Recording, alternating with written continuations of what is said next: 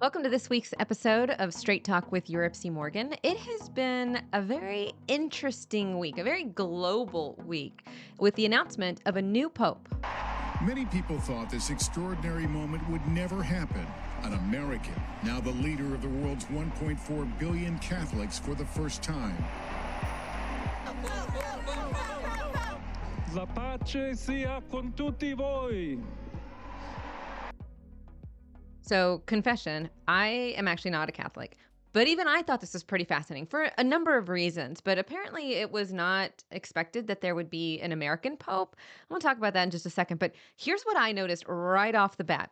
So, we had Trump's 100 days in office. I believe it was last week or just very recently. We know that the election was very, very political, very, very divided. And sometimes it feels like America just could not be even more divided, which we know historically is not the case. There have been times in our history where we were like literally more physically and politically divided. But yet you have elections like this and folks are threatening that they're going to move to Canada or, like I'm done with America until we get a new American pope. And all of a sudden it's like American pride is back. All of a sudden people are excited to be Americans and it's, red, white and blue, this and that. Cuz not only is this guy an American pope, but he is from Chicago. He's a baseball fan. He went to Villanova. He's got a math degree. It's very American of him, right? But what I find really interesting are kind of the politics of what goes on behind the scenes in the conclave. Like many folks, the last pope, I forget when he was elected, but I remember I was obviously old enough to where I was watching the news, but not really understanding what was going on. And this time it felt like it was more of a draft. Like people who were not Catholic, who had nothing to do with the church, were interested in what was going on because all of a sudden it was like, what do you mean we do smoke? Like it's like a gender reveal, except for a pope. And then when it was announced that it was American, it's like, hey, hang on a second. Now, I was doing some reading about why.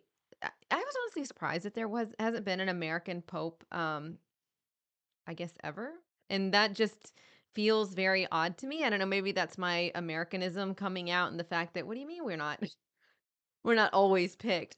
It kind of feels like, when you do the drop downs for like what country are you from and the US is not automatically listed first. Why? And I get it. There are, several hundred other countries, but still it feels very much like what do you mean we're not the first? So anyways, now we have an American pope.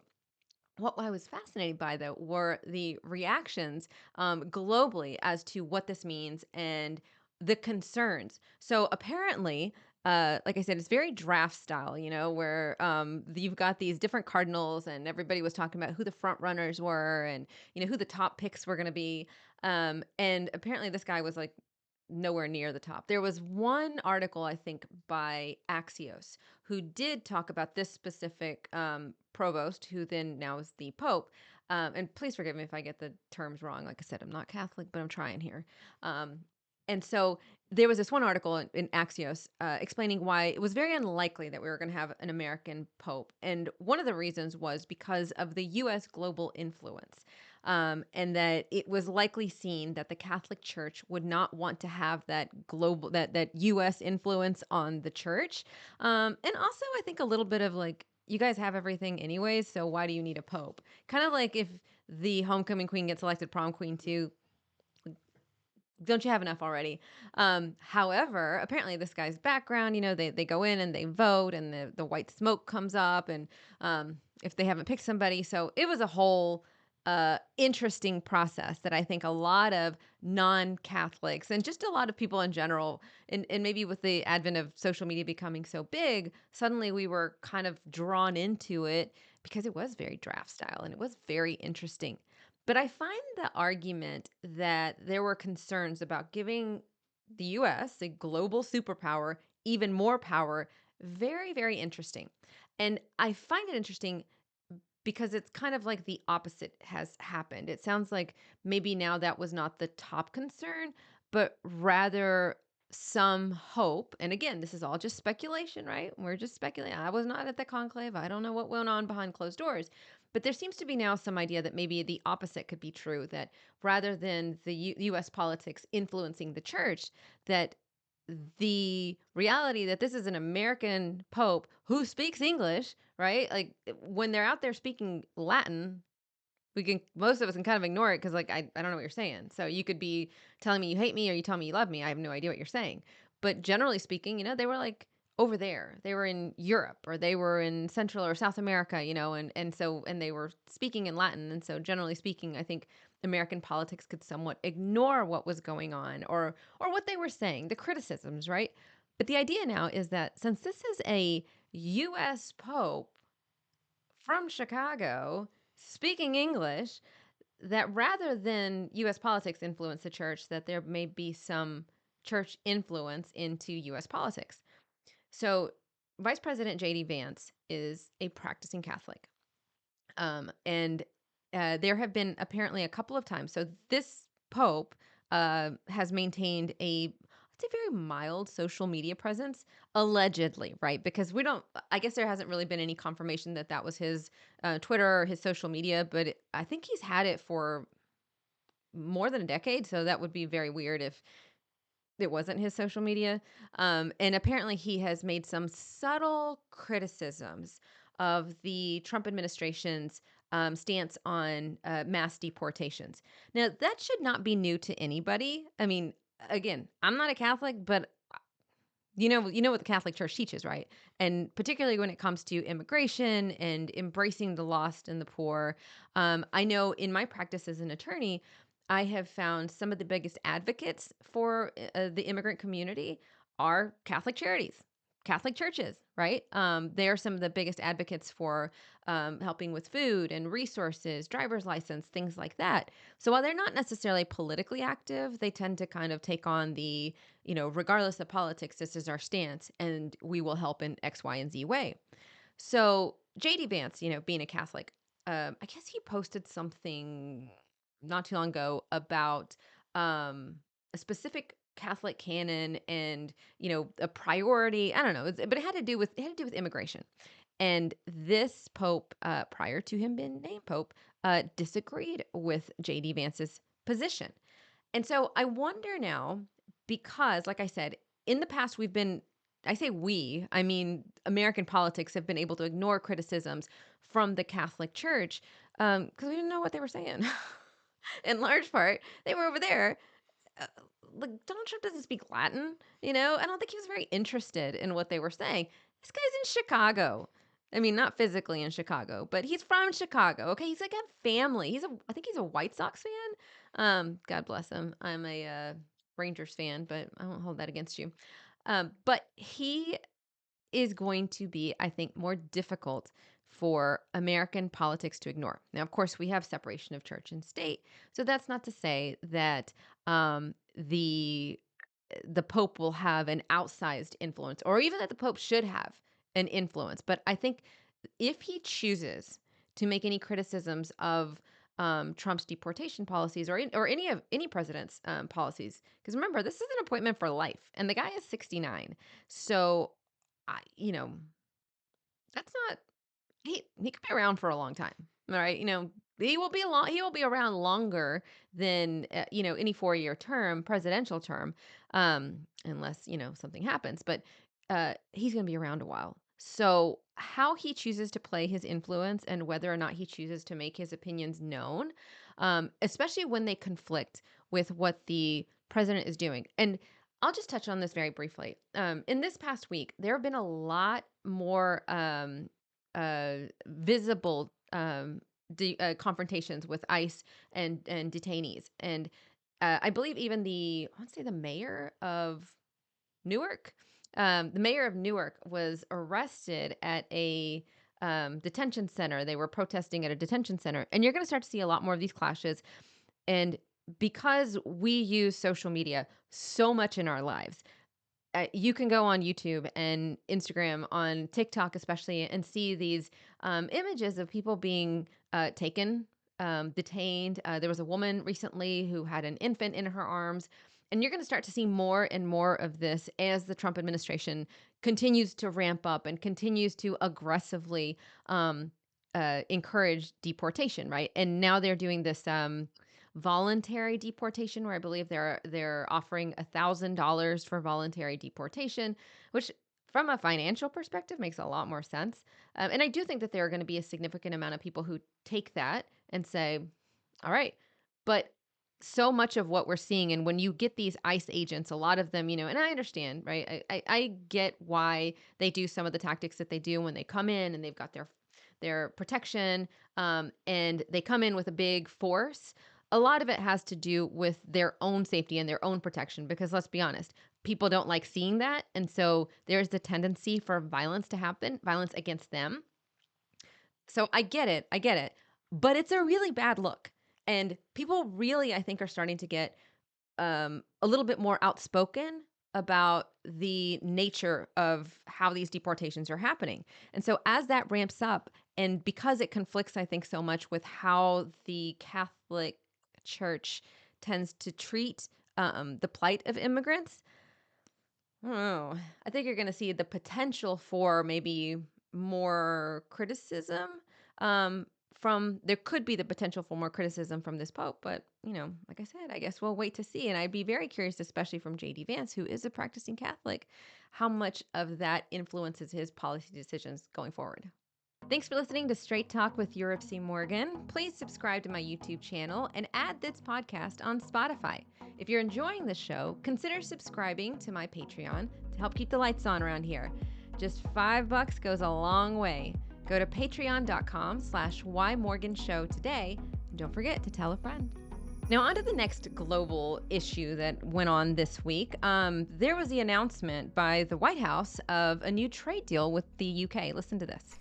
Yesterday, President Trump demonstrated the art of the deal and secured a historic trade agreement, despite all of the naysayers who said no deals were coming. That, of course, turned out to be untrue. On the 80th anniversary of Victory Day for World War II, President Trump announced a great deal that provides American companies unprecedented access to the UK markets while bolstering U.S. national security. Look at him, this. He is a master promoter.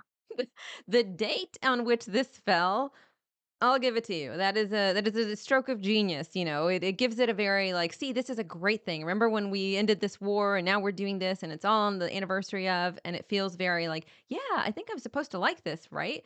And then we get into the details of what this actually means. And listen, I I was not one of those people that was saying that there wasn't going to be any deals, that there were not going to be any trade deals. I'm still wondering if this is a good trade deal for Americans. So I still don't. I'm not 100% sure why Donald Trump has this obsession with trade imbalances. So let me tell you a little bit of specifics about this trade deal. So it keeps the 10% universal tariff on UK goods. Um, and this is why it's not good for American consumers. It used to be, our tariff used to be around 3%. So that means that if you are buying something, if you're going to Target or you're going to the store and you buy something that was made in the UK, the tariff on that was about 3%. It is now generally universally a 10% flat tariff, which means that it is costing more for us to bring in those UK goods into America. And there is this whole theory about, what makes a strong economy. Is it, the tariffs, or GDP, all sorts of things. For whatever reason, Donald Trump seems to be obsessed. Like he's stuck on this issue of a trade imbalance. The fact that we bring in a lot more things than we sell out, like that we send out, right? And I don't know why he's so obsessed with that, because America is a consumer based economy. So, you know why we import so many things? Because we like to buy things. Walk into any Target, and one of the first things that you're going to see is a whole like section of cheap stuff. You know why they do that? Because they know we'll buy it. Because springtime comes around and it's all of a sudden like these random little $3 ceramics, and I'm walking by and I'm like, as a matter of fact, I think I would like to buy that. And when I walked in to just get something like toilet paper, next thing you know, I'm spending $150 on stuff that I have no need for. Now, hopefully most of you are more disciplined than I am. But you know what? Based on our spending habits in America, I'd say we are not. Most of us like to buy things. And here's the thing about why we are such an import society. We have the money. We have the money to buy things. Whereas other countries don't import as much stuff because they don't have as much spending power. We in America got the credit card. We like to buy stuff. We have the money to buy stuff and we expect to buy stuff. So we import a whole lot of things, and that's not necessarily a bad thing. So what the president, when he talks about this trade imbalance, it I think has created this picture that we are being unfairly treated because we somehow bring in more goods than we sell to other countries. Now, again, there are specifics about the tariffs. And yes, I do think that there was some unfair behavior going on. But looking at the trade imbalance is the wrong marker, I think, for gauging how strong our economy is. And so, specifically with this new deal, it keeps the 10% universal tariff. Like I said, the average used to be about 3%. And exports. Now, here's where things get really interesting because the exports go down to about 1.8% for specific industries. So it used to be 5%. Why is that important? So the specific industries that are affected, one of them is beef, right? So our cattle ranchers in Texas are about to make a whole lot more money because when they were sending their beef to the UK, it was with a 5% tariff. It now is going to be about 1.8% tariff. So that means that they get to export a whole lot more of their stuff while the American consumer gets to import and pay more for UK goods. So if anybody made more money on this, if everybody gets to benefit from this deal, it's the consumers in the UK, not consumers in the US. We're the ones that are still going to be paying more. But here's the president's thoughts on his own trade deal. Listen to this. I think that it's a great deal for both parties. It's for us. This one just went very smoothly, went quickly and smoothly, and a lot of common sense. We're going to take it to new levels. It's a very big deal right now. I love the way he talks. It's a very big deal. It was a great trade deal. It went smoothly. We went smoothly for the UK. I mean, their consumers are going to be able to buy more American-made products at a lower price. We are going to be paying higher prices for UK goods. Now, I'm not clear on how much we import from the UK. Like, what are we talking about? Because every time I turn around, every time I look at something, it's made in China. So I'm not exactly sure how much we're importing from the UK. But I can tell you what we are importing is going to cost us more. What they are getting from us is going to cost them less. So somebody did win, and it was not us. And here's the thing about this obsession he has with the trade imbalance and the tariffs and things like that. Uh, why did Donald Trump get elected? It was inflation. It was the economy. And I do think that there's a limited amount of patience. Now, I don't think that he's exactly, I certainly don't think that he's near panic levels like MSNBC is saying. Oh my gosh, the price of eggs. And the price of eggs, I swear, every time I go to the grocery store, 1 minute it's up here, the next minute it goes back down. At this point, I'm looking at the bird flu. I'm not, eggs are not my marker. But what I will tell you is that I think that there is a limit to American patience because he was elected to lower inflation. I think he was elected in large part because people were tired of spending gobs of money at the grocery store and being told by Joe Biden that everything is great. Like, what are you complaining about? It's fine. This is necessary. We've got to do this. Home prices was another thing. Used car prices. I mean, during COVID and even sometime after that, I remember it being exceedingly expensive to buy a used car. I actually got rid of my used car during that time because I was shocked at how much money they wanted. They were going to pay me for it. And I was like, by all means, take it. Not a problem. And those were the issues that I think led to a Donald Trump 2.0. The fact that Americans were paying way too much money for basic products. Now, I think that there is a limit because regardless of whether we're paying too much money for the same good because of inflation or because of tariffs, Americans have shown that there is a limit to how much we want to pay for things. And Donald Trump, I think, has not quite. I don't. So far, he has been able to convince people that this whole trade imbalance and tariff thing is both about lowering the cost of things, but I think it also has to do with the desire to look stronger. And I'll give it to him on that. The fact that Americans, I think for as long as we have, at least the last decade or so, maybe 2 decades, there has been almost this feeling of decline of U.S. standing in global spheres where, like I said, I mean, Americans like to, and we are a global superpower. Okay, so I'm not going to apologize for that. We are a global superpower, but there has been this feeling that our reputation has been on the decline. That we're always stuck with the bill. That everyone's always mad at us, and we're the ones that have to pay more for everything because we are a superpower. And the first time around, I think Donald Trump was very, very, very good at convincing Americans that he would bring the strength back. And, in a lot of ways, he did. And with the tariffs and the trade imbalance, it's that same idea that we are being mistreated, and therefore I will fix this. But eventually, I think American consumers are going to say, yeah, but look at my grocery bill. Look at my credit card bill. Still can't buy a reasonably priced house, right? I'm not talking about a mansion. I'm saying like the people who are saying I want my kids out of my basement. I need them and their spouse to get out of my house and get married and, like buy their own home. But for many people, it's completely out of reach because the factors that are necessary to bring down the cost of things like lumber and groceries are just not there. And I think eventually this idea of this trade imbalance is going to result in a number of Americans saying, "Look, this isn't what you were hired to do. I don't want UK consumers to be the winners in this. I wanted us to be the winners. So when do Americans get lower prices?" Thanks for listening to the show, Straight Talk with Yuripzy Morgan, here on YouTube. Make sure that you like and subscribe so you never miss an episode. And by the way, you can catch us on Spotify and iTunes. All right, so let's enough talk about tariffs. Let's talk about something a lot more local.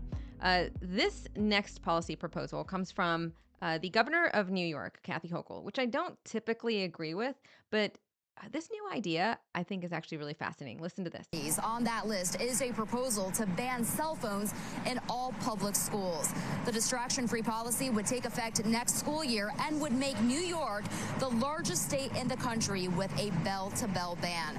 Governor Hochul said the plan will help protect children from addictive technology and improve their mental health. A bell to bell ban on cell phones in school. So I guess from the time the bell rings in the morning to the time it goes off in the afternoon, no cell phones in the classroom. I think this is a great idea and good on her for this. Now, I understand that there's some, criticism, particularly from parents. It's not always just students that are criticizing this, and I want to get to that in just a second, but overall, I think this is a fantastic policy. Now, I am obviously not as young as I used to be. But I grew up in probably the last generation that did not have cell phones readily available to us. The first few cell phones that I remember seeing were still like those big, massive Saved by the Bell, car phones. And pagers were a big thing for us. So, and I know those were banned in schools. We could not have them. We couldn't have them like beeping in class. And anyways, who were we going to call if we got a page? Like there wasn't even a payphone on camp, or I think there was a payphone, but it's not like you could automatically like, oh, I got a page. Let me respond to them like a text message. It didn't work that way.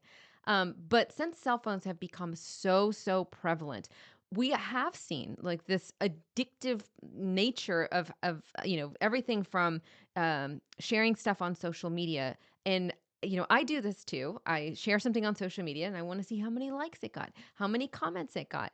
I have tried my darndest to keep my kids away from that. Santa this year got them iPads. And now that I think about it, like what a terrible idea because they are 10 and 8. So I feel like we did a pretty good job of keeping them away from that stuff.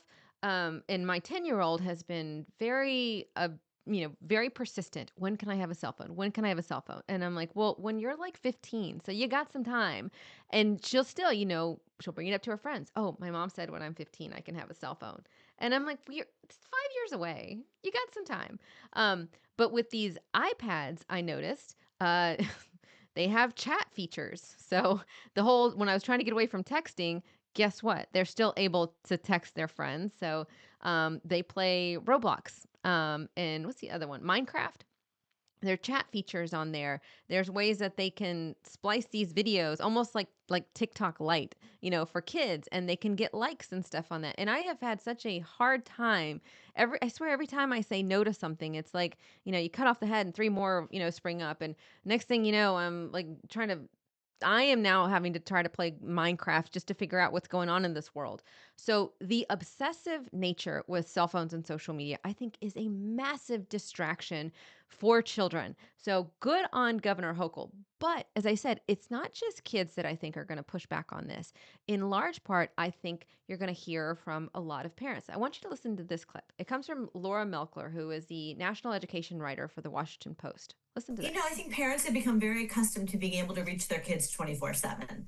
And some of them are very uncomfortable with the idea of not having that access. In some cases, I think that they're concerned about just like little things like, hey, I need you to pick up something after school, or don't forget to turn in your science exam, or something like that.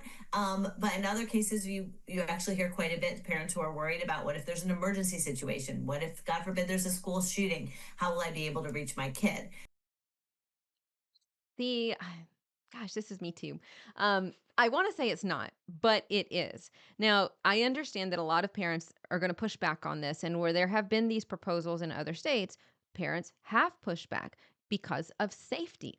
But here's the thing about that, and I do this as a parent too. Like I want to know where my kids are. I am, their safety is my utmost priority. Um, but we have somehow convinced ourselves in America that we are in more danger than we ever have been. If you talk to, people on the street, oh my goodness, especially when it comes to things like crime and school shootings. But the reality is that we are much safer in America than we were 30 years ago when kids were allowed to roam the streets until, dusk, until the lights came on. And think about like, so just these are stats that come from the FBI crime labs. Violent crimes have fallen by half since 1993. Murder is down by 34%. Burglaries down by 75%. We are actually in a much, much safer society. I think the issue is that it's not so much that the crime has gone up, because it certainly hasn't, it's gone down, but that the crimes have become a lot more visible. So there was this October 2024 Gallup poll about how Americans feel. So this was just last year. And according to this poll, I'm going to make sure that I get the numbers right on here. 40% of Americans, this is the highest in 3 decades, said that they would be afraid to walk alone at night within a mile of their home. 40%, almost half of Americans. And you know what? When I read that, I was like, that's crazy. That's also me. However, in my defense, I don't like street lamps. They freak me out. Ever since I watched The Exorcist as a kid, talk about stuff you shouldn't be doing. I don't like street lamps, so I would not be caught walking around at night. But when I read that statistic, it is because I think even though crime has gone down and crime has become more condensed in certain pockets, right, in our inner cities and things like that, um, it's a lot more visible. And especially for parents, I think the number one or one of our biggest fears, I know one of my biggest fears, are school shootings. Um, and even that, I think, is an example of how we have kind of manipulated the data. So let me just give you these couple stats. So the definition, or here's one of the things that bothers me when we talk about school shootings and mass shootings in particular, is how they are defined. So when I think of a school shooting, I think of what happened in Uvalde, Texas, or Sandy Hook. I think of a crazed, evil, horrific person coming into a school and shooting innocent children. That is not how school shootings are defined statistically. So when we hear these statistics, what they're talking about, how they define a mass shooting, is when four or more people are shot or injured or killed. So four people, and guess where they happen most often? Places like Baltimore City. These statistics that are used to bolster this fear about school shootings are not actually defining what you and I are thinking about when we think about a school shooting, but those numbers are used to like increase that. And it's all over the news. It's all anybody talks about. And then as a parent, what is the logical response? Well, you're terrified, right? I mean, these are our children. These are our babies. I don't want to send them someplace where they're not going to be safe, and I want to be able to get a hold of them in the event that something happens. But that's where things get really interesting. What is in the event that something happens, what's the likelihood that something like that is going to happen? Now, as a parent, it's really hard to say that I would want to put my children in any kind of risk. But that's where putting these things in perspective, I think, is really helpful. So, according to the data, uh, we have about 5 million students in American schools. The likelihood of death by a school shooting is 1 in 614 million. You have 3 times higher chance of getting eaten by a shark. And we're going to the Bahamas this summer, so maybe I should be more concerned about that. But I say that because I think this whole issue of cell phone policies, like I said, you're definitely going to get the pushback from the kids. The kids like, I want my phone, right? Think about it as an adult. If my boss was like, you have to leave your phone in your car, I'd be like, okay, well, then I will also be in my car. I'm not leaving, right? We are addicted to them. It's where, my emails come from and, phone calls. And what do you mean I can't be on TikTok during the day? How am I going to survive? And so I get it. I get from the kid's perspective, but from the parent's perspective, I think there also has to be a recognition about what it actually means to keep our children safe. And as I said before, I think some of that could be alleviated if we actually looked at the statistics, if we asked more questions about the data. So when they reference school shootings, tell me how are you defining school shootings? Because if it's not the, horrific Sandy Hook tragedy that we're all picturing and there are other numbers that are being used to bolster that, then let me know so I know how to put my fear in perspective. But I go back to this question about what is safety, because ultimately from the parent's perspective, from my perspective, that's really my main concern, right? And I would want to be able to get a hold of my kids, and I get that. um my kids, like I said, they certainly don't have cell phones, but they do have these little watches, these little gizmo things. I don't know why I got them this. I'll tell you why. Because my now 10-year-old, when she was 8, it's like a switch flipped when she turned 8. And all of a sudden, all she wanted to do was come home, drop off her backpack, and go ride bikes with her friends. And there was the millennial in me that was like, heck yeah, like go ride bikes with your friends. Like go, get in some mud. Go like do kid things. But then there was like the 2023 person in me that was like, is that safe? Should I allow you to do that? And so my first thought was like, yes, you can do that. And I'm going to strap this watch on you that is GPS monitored, live time, so I can track you like an Amazon package, right? And so I'll know exactly where you are. And looking back, I'm like, was that the best idea? I don't know. But so anyways, my point is like, I get you. The fear is there. But I think we need to kind of step back for a second and ask ourselves, if our point is to keep our kids safe, what is actually keeping them safe? Is it, keeping them from experiencing bad things? Or is it preparing them for the inevitable bad things that are going to happen? And I think it should be the latter, as hard as it is. How does this relate to cell phones? Some of the I think pushback that Kathy Hochul is going to get is going to be from the parents who, I think maybe for a lot of us, we've not put that fear into perspective. You know, it is it is a dangerous world. I'm not gonna we all know that. It is a scary, dangerous, cruel world. And not I don't know a single parent who's like, heck yeah, I want you to experience all that. But it's not about keeping them from experiencing those things because they inevitably will. I think it's about teaching them how to deal with those experiences. And we just don't do that as well anymore. Like we try to shelter our kids in so many ways that I think tends to do a disservice to them.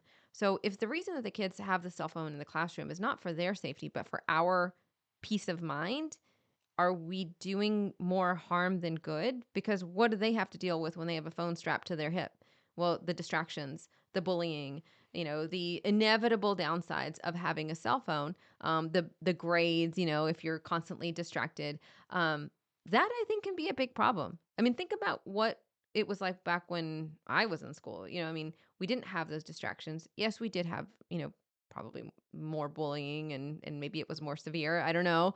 But I think as parents, we should maybe recalibrate when it comes to things like cell phones and ask ourselves, are we trying to keep our kids safer or are we trying to make ourselves feel like we are keeping our kids safer. Thanks for listening to Straight Talk with Yuripzy Morgan. Please subscribe to my YouTube channel and add this podcast on Spotify. If you're enjoying the show, consider subscribing to my Patreon to help keep the lights on around here. Just $5 goes a long way. Go to patreon.com/whymorganshow today. And don't forget to tell a friend.